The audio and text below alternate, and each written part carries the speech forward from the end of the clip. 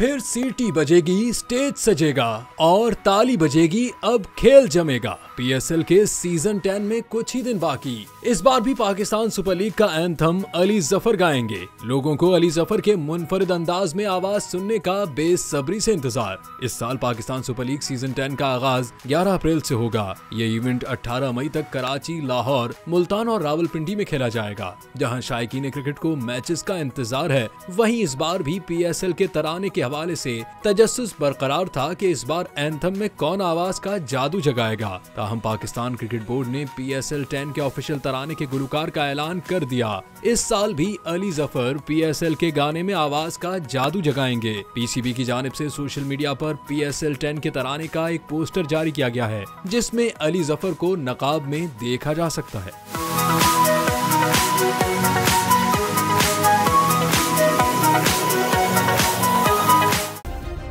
Subscribe करें और bell दबाएं ताकि कोई खबर रह न जाए।